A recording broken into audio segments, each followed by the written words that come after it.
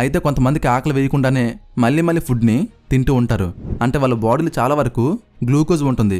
మళ్ళీ తినటం వల్ల బాడీలో గ్లూకోజ్ లెవెల్స్ పెరిగిపోతూ ఉంటాయి. సో అలాంటి టైంలో ఈ లివర్ బాడీలో ఉన్న ఎక్స్ట్రా గ్లూకోజ్ మొత్తాన్ని కలెక్ట్ చేసి గ్లైకోజెన్ అనే ఒక బయోకెమికల్లా కన్వర్ట్ చేసి వాటిని లివర్లో స్టోర్ చేసుకుంటుంది. సో ఈ గ్లైకోజెన్ ప్రతి ఒక్కరి బాడీలో కూడా స్టోరే ఉంటుంది.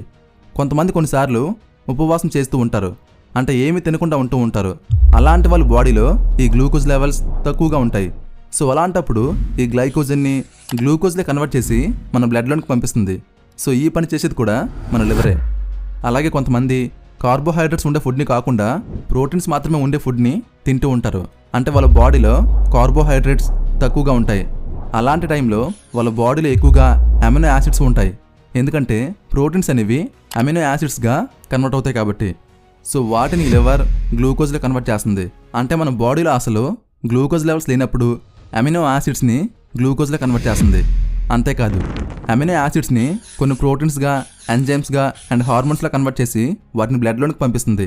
సో ఈ ప్రోటీన్స్, ఎంజైమ్స్ అలాగే హార్మోన్స్ ఇవి ఏం చేస్తాయి అంటే మన బ్లడ్ బ్లీడింగ్ అవుతున్న టైంలో బ్లడ్ బయటకు పోకుండా ఒక లేయర్ని అడ్డుగా వేసి బ్లీడింగ్ని స్టాప్ చేస్తాయి.